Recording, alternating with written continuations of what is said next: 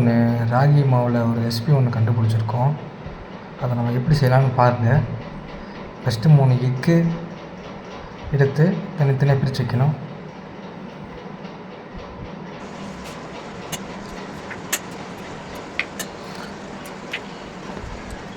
அதுக்கப்புறம் அதுக்கு தேவையான வெனிலா எசன்ஸ் வந்து ஒரு 5 கிராமும், கேக் ஜெல்லும் ஒரு 6 கிராம் எடுத்துக்கிட்டு அதுலேயே நாட்டு சர்க்கரை ஒரு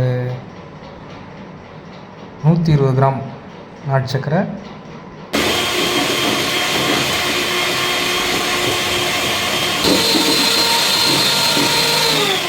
அதுக்கப்புறம் தனியாக நம்ம ராகி மாவும், cocoa powder, baking soda, baking powder, கொஞ்சோண்டு லைட்டாக சால்ட் நம்ம எடுத்துக்கிட்டு அதை இப்போ நம்ம வந்து ஓல்டு மெத்தடில் நம்ம வந்து மிக்ஸ் பண்ண போகிறோம். அதை அழகாக மிக்ஸ் ஆயிடுச்சு.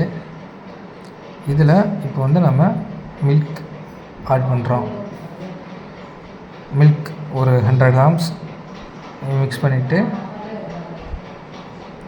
நல்லா அந்த பால் மிக்ஸ் ஆகிற வரைக்கும் மிக்ஸ் பண்ணிவிட்டு அதுக்கப்புறம் நமக்கு சன்ஃப்ளவர் ஆயில் யூஸ் பண்ணிட்டு இப்போ நம்ம பேக் பண்ண போகிறோம்.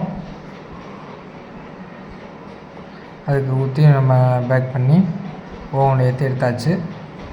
நல்லா சூப்பராக வந்திருக்கு. இதே மாதிரி நீங்களும் வீட்டில் ட்ரை பண்ணி பாருங்கள். இது மாதிரி வீட்டில் செய்கிற சீக்கிரமாக சிம்பிளான மெத்தடை நாங்கள் உங்களுக்கு சொல்லித்தரோம். எங்களை ஃபாலோ பண்ணுங்கள். உங்களுக்கு எதாவது டவுட்டாக இருந்தால் கீழே கமெண்ட் பண்ணுங்கள். பிடிச்சிருந்தா ஷேர் பண்ணுங்கள். இதுதான் ராகி மாவு, நல்லா சாஃப்டாகவும் இருக்குது. சாப்பிட்டு பார்த்தேன், உண்மையிலே ரொம்ப டேஸ்ட்டாகவும் இருக்குது. நீங்களும் ஒரு டைம் வீட்டில் ட்ரை பண்ணி பாருங்கள், அருமையாக வரும். ஓகே, பாய்.